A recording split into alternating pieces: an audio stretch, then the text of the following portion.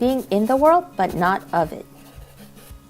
We've heard of the expression being in the world but not of it. But what does it really mean?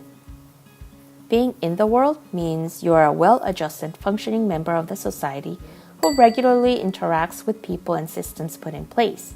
You pay your bills, you pay taxes, you have a job and friends, and etc.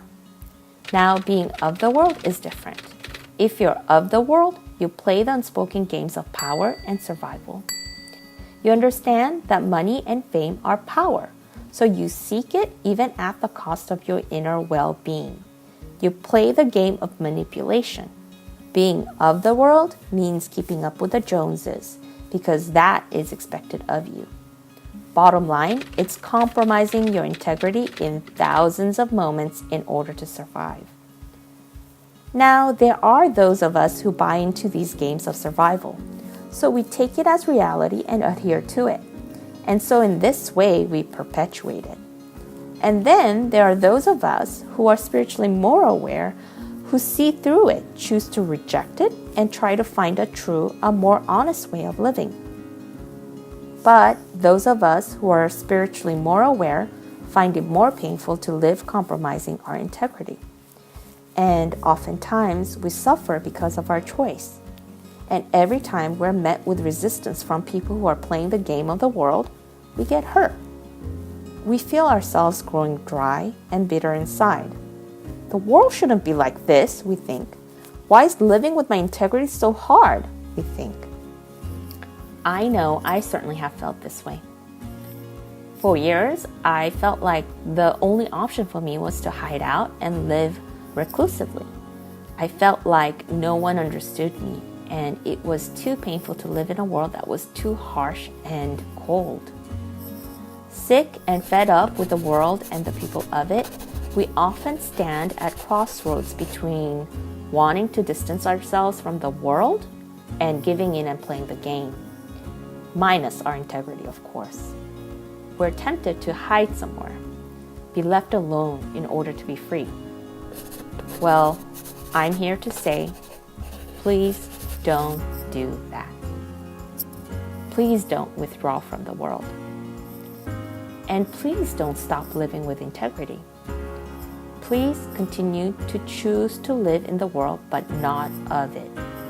It's often called walking the narrow path because it's the most difficult path to walk. It's consciously choosing not to check out of the world, choosing not to reject it wholly. It's consciously choosing not to solidify your feelings of jadedness and disillusionment by turning acrimonious and bitter. It's consciously choosing not to live in an isolated place and avoiding any interaction with people. It's choosing both to stay and remain true to yourself. It's deciding to continue living in the world but not compromise your integrity while doing it. It's choosing again and again to go against the fear and keep being you. It's the bravest thing you can do because it's the hardest thing you can do.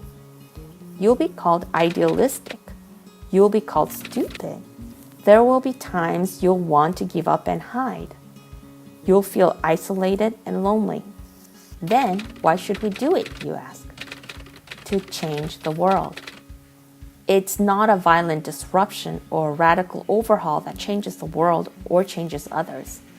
What really changes worlds and touches lives is you simply going on being you, not hiding, but deciding to put yourself out there each and every day, even after you've been hurt, even after suffering through all the small and big injustices, even when you've been criticized for being authentic. Because when you act with integrity and when you refuse to compromise your integrity, you shine. You shine in ways that you are not aware of, and it does not go unnoticed. People see, people react. They may not say to you or even be conscious of it, but they notice, they see. When you decide to stay true to you and your integrity without intending to do so, you show people that we can, in fact, be bigger than we think we usually are. And so, you shine. It's like seeing someone who is unafraid at the face of death. Because everyone cowers and compromises. Because living with integrity can mean being ostracized by those who don't. It can mean being hated by your colleagues and your boss, and even possibly being fired, which can mean financial hardship for an uncertain period of time. It can possibly mean going through a social death. So when people see you not compromising your integrity, despite the possibility of all that, it's like seeing someone unafraid of death. And so you shine, and people notice. Because seeing greatness up close causes people to become uneasy. It stirs restlessness. Seeing greatness demonstrated forces them to see how small they are being in their everyday lives, and it makes them uneasy.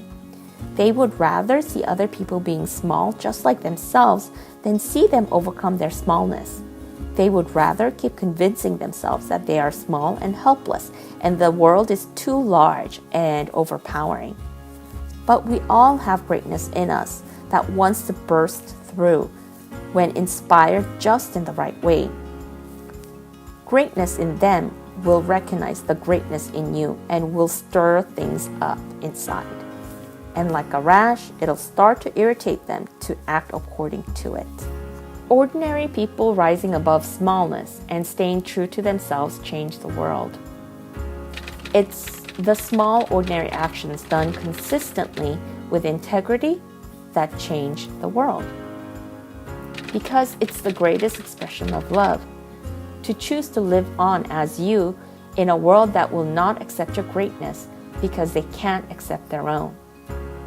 Some people might say that this is impossible, that everyone has to compromise at some point. We can't fully live as ourselves in this world. Well, guess who does this? Animals.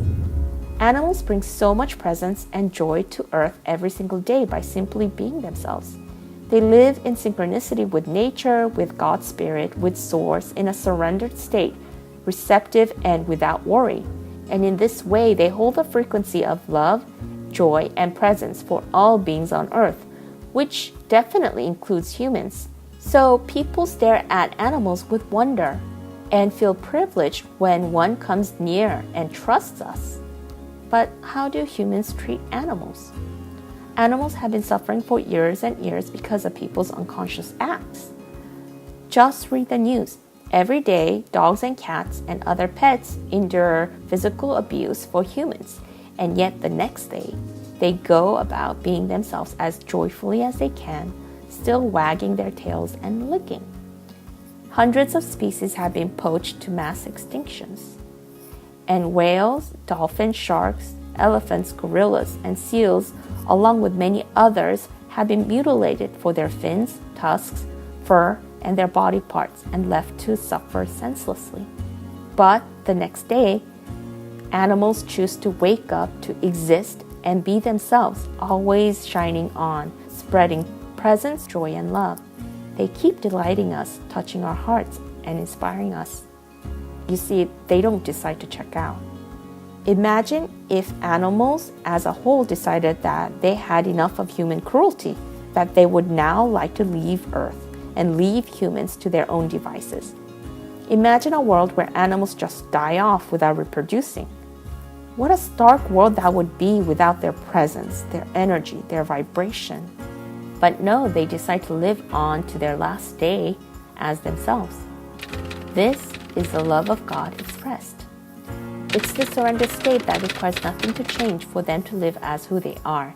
And it is this state of requiring nothing or no one to change in order for you to live as you that we are asked to strive for in order to express the love of God, the love of the universe, and the love of Spirit. So please keep going on as you. Keep living in the world without being of it. Keep being the expression of love. Keep being you. And please don't give up on the world. Let's keep living. Regards, Ray.